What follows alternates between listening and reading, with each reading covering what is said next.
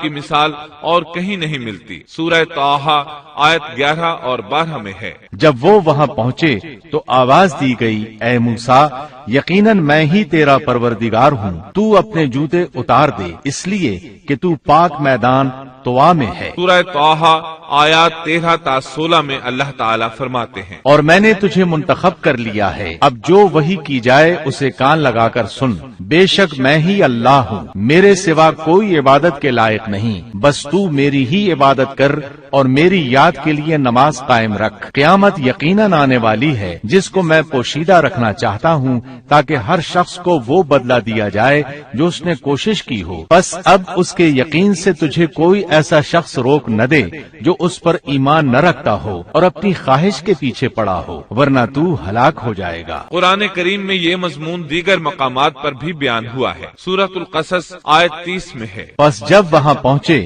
تو اس بابرکت زمین کے میدان کے دائیں کنارے کے درخت میں سے آواز دیے گئے کہ اے موسیٰ، یقیناً میں ہی اللہ ہوں، سارے جہانوں کا پروردگار۔ اللہ تعالیٰ نے براہ راست ان سے کلام فرمایا، ان سے خطاب کیا اور اپنی عظمت کو ان کے سامنے ظاہر کیا، پھر پوچھا، اے موسیٰ، تیرے اس دائیں ہاتھ میں کیا ہے؟ اللہ تعالیٰ تو جانتے تھے لیکن اپنی قدرت دکھانے کے لیے پوچھا۔ موسیٰ علیہ السلام نے جواب دیا کہ یہ میری لاٹھی ہے، اس پر میں ٹیک لگاتا ہوں اور اس سے میں اپنی بکریوں کے لیے پتے جھاڑ لیا کرتا ہوں، اور بھی اس میں مجھے بہت سے فائدے ہیں۔ اللہ تعالیٰ نے فرمایا، اسے ہاتھ سے نیچے ڈال دے۔ جو ہی موسیٰ علیہ السلام نے لاٹھی نیچے گرائی، وہ سانپ بن کر دوڑنے لگا۔ سورۃ القصص آیت 31 میں یہ ذکر یوں آیا ہے، اور یہ آواز بھی آئی کہ اپنی لاٹھی ڈال دو۔ پھر جب اس کو دیکھا کہ وہ سانپ کی طرح پھن پھنا رہی ہے تو پیٹھ پھیر کر واپس ہو گئے، یعنی اس طرح بھاگے کہ پیٹھ پھیر کر نہ دیکھا۔ ایسے میں اللہ تعالیٰ نے آواز دی، اے موسیٰ،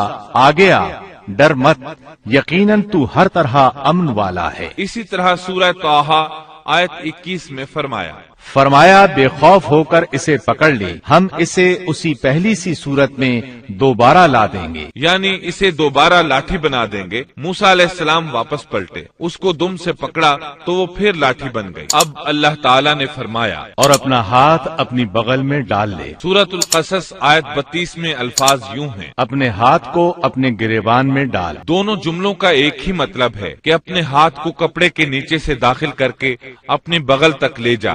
موسیٰ علیہ السلام نے ایسے ہی کیا۔ جب ہاتھ باہر نکالا تو وہ اس طرح چمک رہا تھا جیسے سورج، ان کے ہاتھ سے نور عظیم نکل رہا تھا۔ اللہ تعالیٰ سورہ طٰہٰ آیت 22 میں فرماتے ہیں، اور اپنا ہاتھ اپنی بغل میں ڈال لے تو وہ سفید چمکتا ہوا ہو کر نکلے گا۔